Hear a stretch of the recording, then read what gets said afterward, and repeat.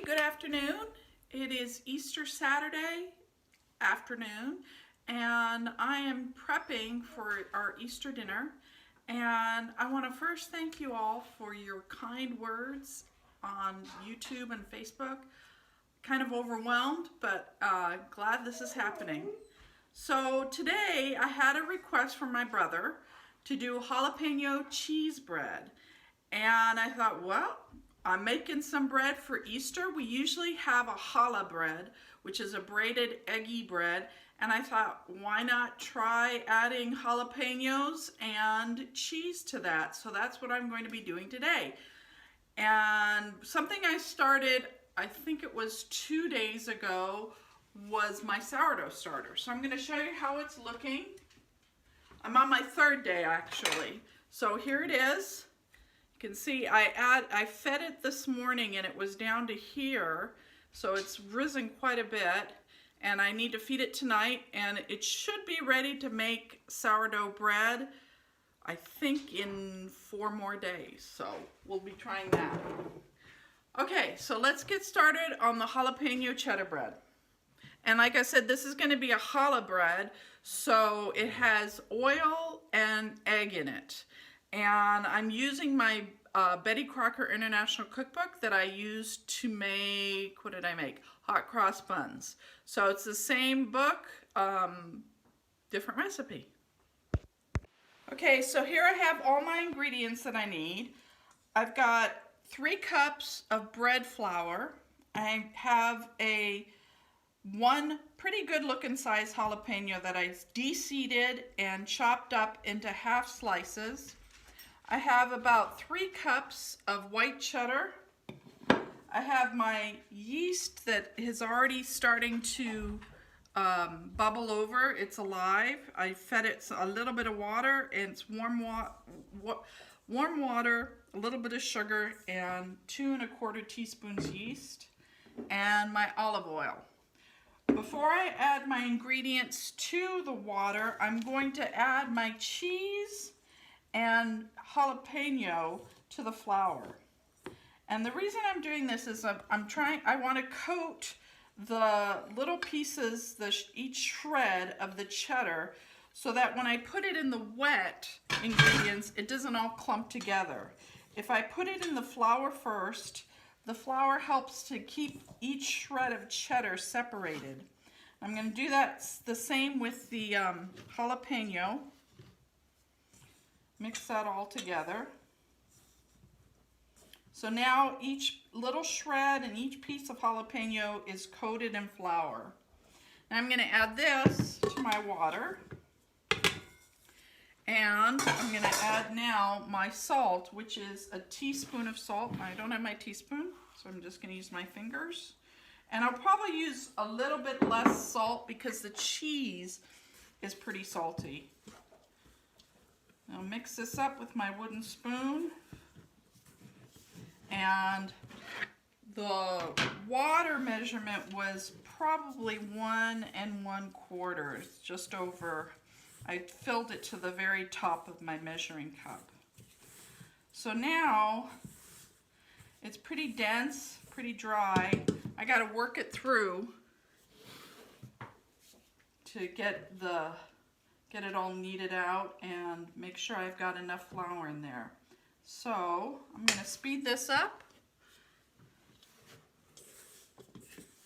and knead it, and you can see how I'm kneading it, and then what it should look like.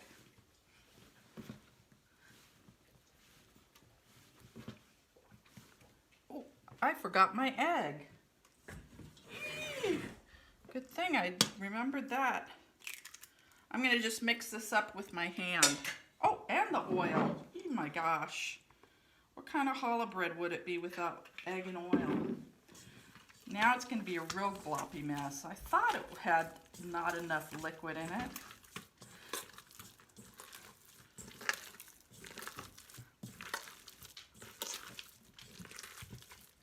But yeah, it's a good thing I make mistakes on video so that you know. I always take a mistake as an opportunity to learn how to fix a mistake. Okay, so I'm going to need a new bowl. That's a little too gloppy. Now I'm just going to knead in more flour. I'm just pushing with my palms, push it out. And when it gets too sticky, I go reach for more flour. Push my palms, push the palms. And I can tell by the feel of this that the cheese is evenly distributed throughout the loaf. It's going to take about 10 minutes to get this to the right consistency that I want it to be.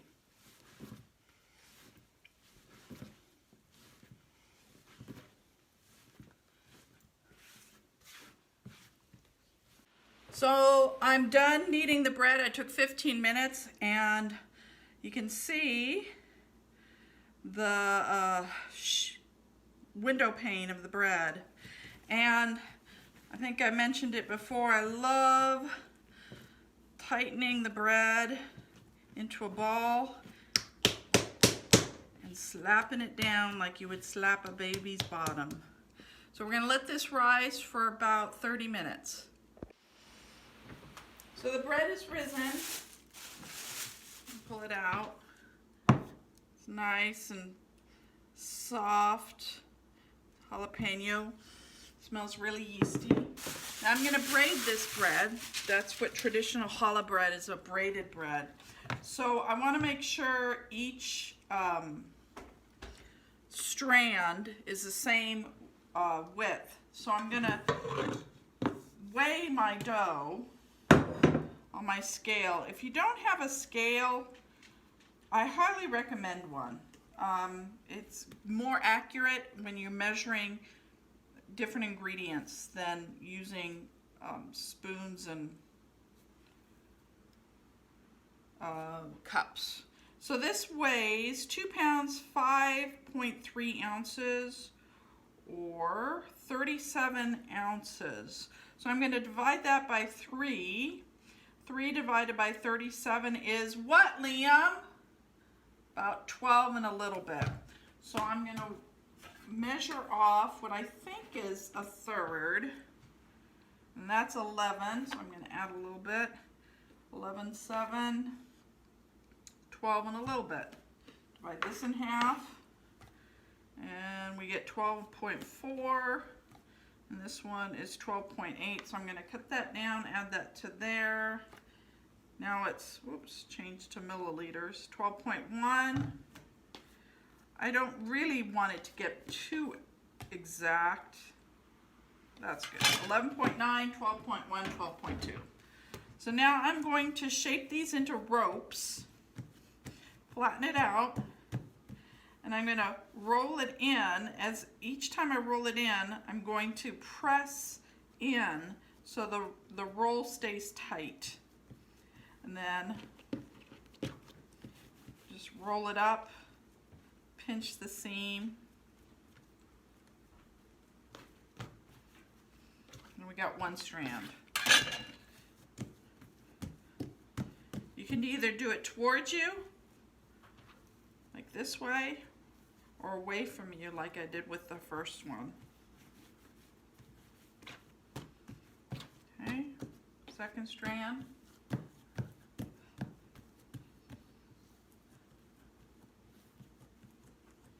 And third strand. Now you can do, I'm not proficient at it, so I'm not going to do it on camera. I've seen 5 strands, I've seen 7 strands, and I've done them, but I have to look them up on YouTube, and there's a lot of good instructors on there that show you how to do that on YouTube. So I won't show you that, I'll let you do that on YouTube yourself.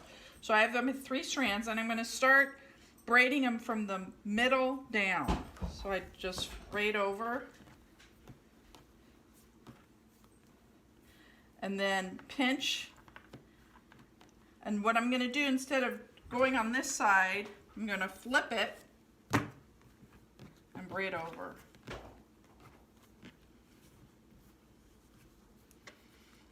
And then I just tuck in the ends. I'm going to lay this on a parchment paper lined baking sheet. We're gonna let this rise one more time. I'm gonna egg wash it, and then it'll go in the oven. We're back. The loaf has risen, nice and full. I'm gonna egg wash it now, give it a nice sheen. This is just a egg all scrambled up. You can add a little water, and it gives it a nice golden coat on the top of the bread, and it gives it, seals it too. So I'm gonna get it into all the folds and of the braid, so the whole thing is covered. And this is gonna go into a 375-degree oven for about 20 to 25 minutes.